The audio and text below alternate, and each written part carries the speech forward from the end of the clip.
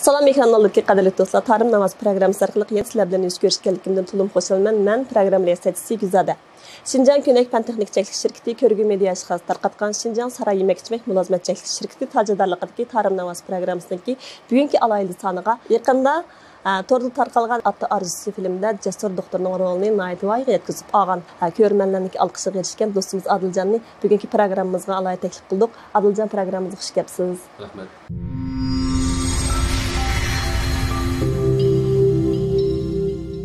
Salam, ekran oldidagi tomoshabinlar.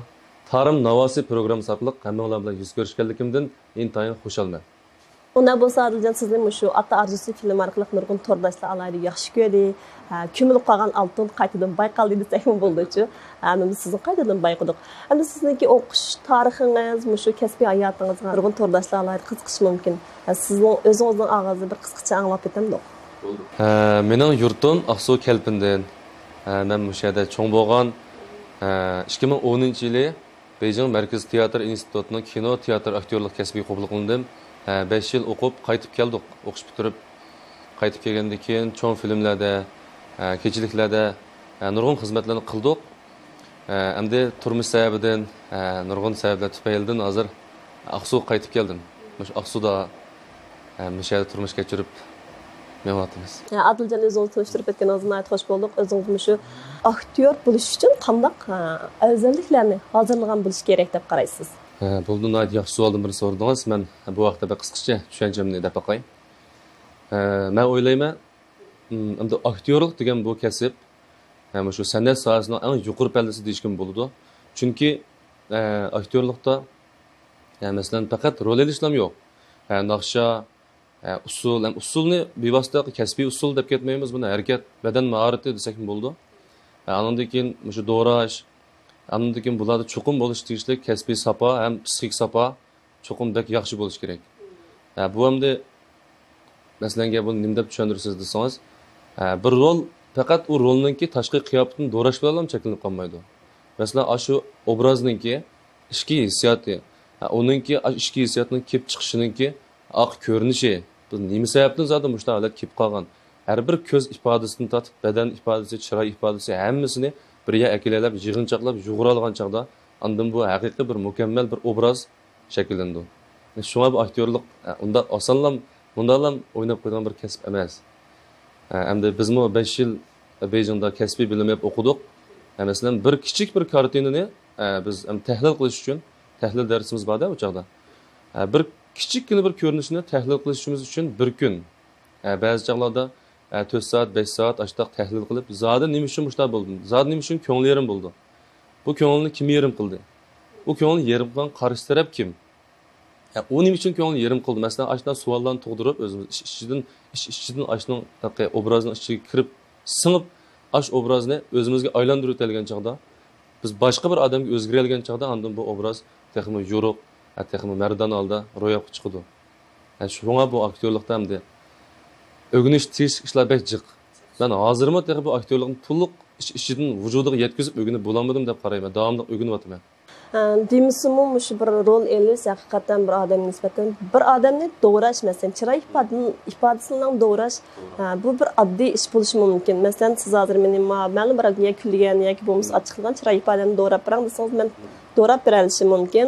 Lekin mush ichki hissiyotni ifodalash, masalan, o'zingiz turib boshqa bir odamning rolini olib, shuning ichki dunyosini yo'rtib berish degan oson narsa emas. Bu masalan psixikalik tarafdagi bilimdan talab qildi. Undan boshqa shu odamning turmushini muayyan darajada tushunish ham shu odamning turmushini ma'lum mazgil besingizdan o'tkazib boqqan bir sezgurashni talab qilib kelish mumkin.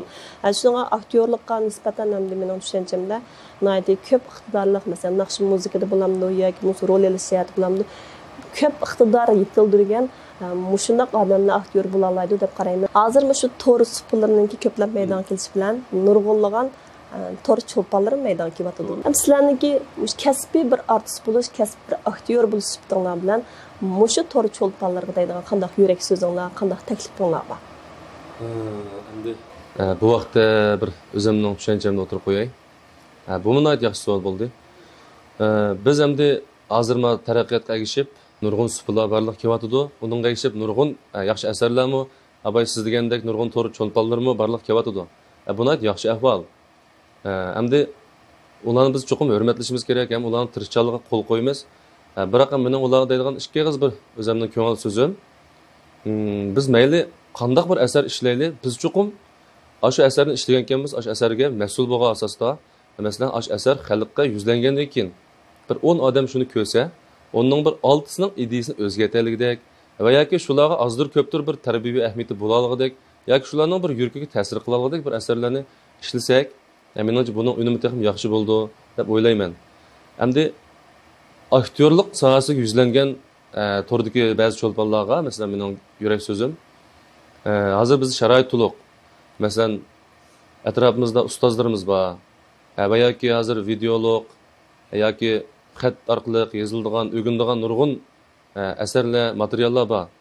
Shu materiallardan foydalansak bo'ldi. Bak bo'lmasa, atrofimizdagi ustozlarimizni izlab, shulardan azdir ko'pdir bir ta'lim olgan asosda, azroq mush kasbni hurmat qilgan asosda, mush kasbniki haliqi qarg'ulachilar mumkin emas, azroq mush kasbni bir tushunib, andan keyin ash kasbning yo'nalishi bo'yicha taraqqiy qilsa, texnik yaxshi asarlarni ishlab xalqimizga sunsa, hammamiz o'rtaq tirishib, yaxshi bir jamiyat holatini barpo qilsak deydigan bir umidim bor. Deymizmi, shu yaxshi ishlangan bir kino, filmlar, adab bir kitob o'xshaydi deb qarayman. Xuddi biz kitob o'qib bilim olganga o'xshash ma'lum bir filmlarmi bizga tarbiyaviy qimmat yaratishi mumkin. Mushu filmlarning bizga olib keladigan tarbiyaviy ahamiyatiga sal qarsak bo'lmaydi. Oxirida sizniki hozirroq bir shaxsiy turmushingizga kelgan bo'ldik. Siz o'zingizdan yosh mush san'at sohasida uzun mazgillamsa 10 necha yil bo'libdi siz xizmat qilgani. Mushu san'at sohasidagi xizmatingizni tashlab qo'ymay, yana bir tarafdan tijoratda nurg'un yaxshi natijalarni qo'lga keltirib, yaxshi bir egalik tikligichi, yaxshi bir korxonchi bo'lib kelyapsiz. Hamda mush ishkil sanoat jafoliq bir jarayonda tijorat qilishqimi odamning nurg'un zehni quvvat ketadi. Bir rol elib artist bo'lish uchun buningga nurg'un vaqt, zehni talab qiladigan ish. Ammo ishkil ishni yaxshi hep mengisingizda sizga turtki bo'layotgan omil nima? Yani bu vaqtda so'zlasam, shu yangi oliy maktab bo'lgan vaqtimdan boshlangan bu ishim endi.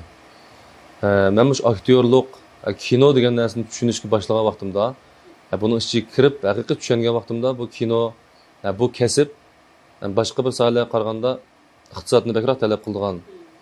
Masalan, pul bo'lmasa, bu kasbda taraqqiy qilib bo'lmaydigan, o'zimizga mablag' sog'ilib bo'lmaydigan bir alohida kasb ekanligini his qilgan. Shu vaqtdan boshlab mening ideyamda men bir tarafdan maktabda kasbimni yaxshi o'qay, yana bir tarafdan men tirishib pul topay. Men bu ikki yo'lni ching tutib mansam, keyin mush kasbga mablag' solib, o'zimni texnik taraqqiy qildirish kuchim bor bo'ldi ekan, fursatlar ko'p bo'ldi ekan degan ideya bo'lgan bo'g'ashqa, men oliy maktabning 2-yilidan boshlab tijoratni boshlagan. Endi keyin ba'zi sabablar tufaylidan endi Aqsuga qaytib kelib, hozir Aqsuda tijorat o'rnimiz mushada. Endi birisi shu o'z kasbim uchun o'zim tirishib pul tepib, o'zim mablag' solib, texim yaxshi asarlarni ishlash uchun. Ham buningda bu vaqtda tayyorliklarimiz bor, ham davomli tayyorlik qilyapmiz. Pat arada yaxshi asarlarimiz xalq bilan yuz ko'rishdi. Yana birisi endi hammamizda turmush bor. Pul bo'lmasa hozir nurg'un ishlar ko'ngillikda bo'lmaganlik uchun tirishib, turmush uchun, yaxshi yashash uchun tirishyapmiz. Oldu deymizmi, biz yoshlarniki besimiz haqiqatan az emas, endi o'zimizning bir go'zal arzusini ishga oshirish uchunmi buning iqtisod ketadi. Iqtisod bo'lsa, balkim shu arzu armonlarimizni ishga oshirish jarayonimiz sal qisqarishi mumkin deb o'ylayman. Shunga sizniki tijorat ishlaringiz bo'lamdi yoki san'at jihatdagi kasbiy hayotingiz bo'lamdi, texnik zo'r utuqlar yor bo'lsin. Ansam sizniki shu naqshet tarafdimi nəhayət zor alaylıqınız var ki, həm də şuna proqramımızı mı bəlkə özünüz yaxşı görən bir naqşlarınızı ötkələn bilişiniz mümkün? Oldu. Mən şu Ata Arzusu filmində həm də mənə bək təsir qılğan bir naqşı var ki, bunu xalqım bək yaxşı görüb anladı, bu naqşımı kən tarqalğan. Şu münasibətlə mən şu özüm ən yaxtırdığan şu Ata Arzusu filmindəki naqşımı tamaşa qılaq soğuqlay. Rəhmət.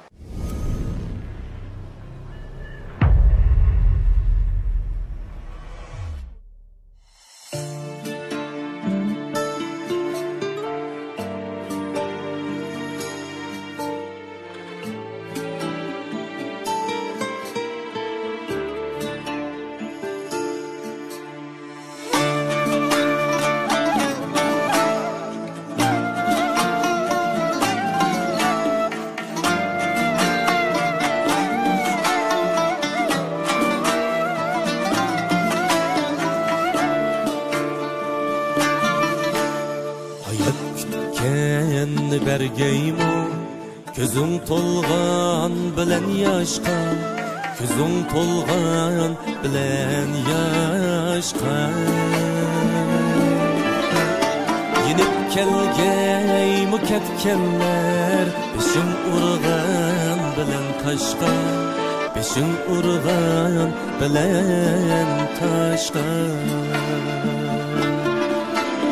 yenib kelgeymi ketkenler beshing urgan bilan toshqa beshing urgan bilan toshqa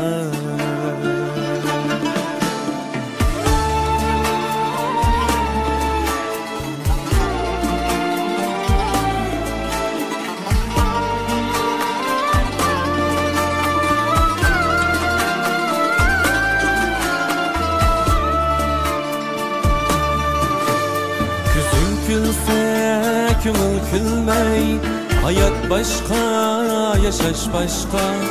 Nime demeydu her kimde, elem kelmegice başka. Hayatta her nefes nimet, tedirleri hikmet. Ömür şirin, üter daim, ana et bulsa sana hem.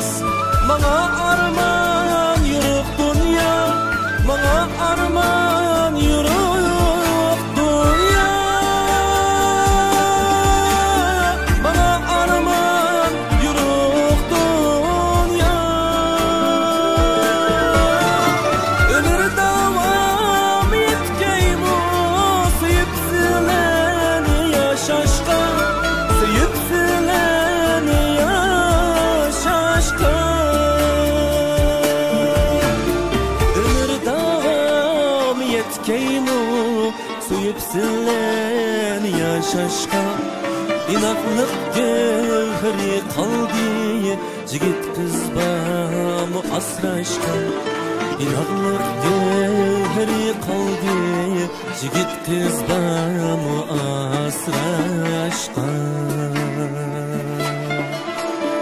Kerindaş bağımı asraşka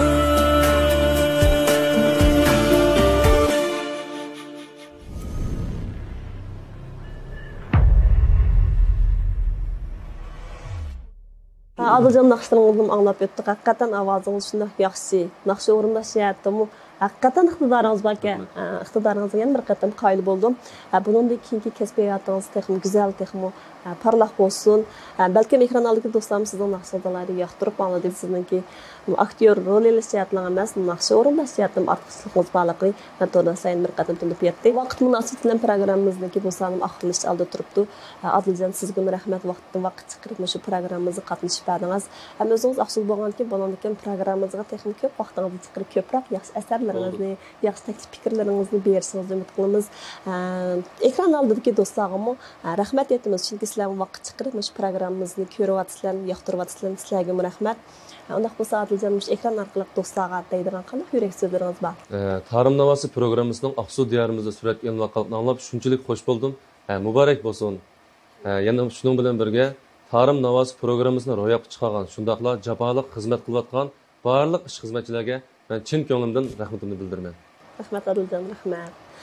Bizmi shu programma orqali texmo zo'r, texmo ko'p san'at asarlarini, san'atkorlarni, san'at ijodiyatlarini tanishtirsak degan arzu umidlar bilan shu programmani yo'l qo'ydik. Sizlarnikimi qo'llashinglardan ayrilmaymiz. Şinjan Ko'nak fan texnik cheklanish shirkati ko'rgan media ishxonasi tarqatgan Şinjan Saray yemek-ichmak mulozimat cheklanish shirkati tajribalaridagi Tarım Navası programmamizdagi bu soni vaqt munosib bilan daxllashdik. Sizlarga san ko'rchaylik. Xayr xo'sh.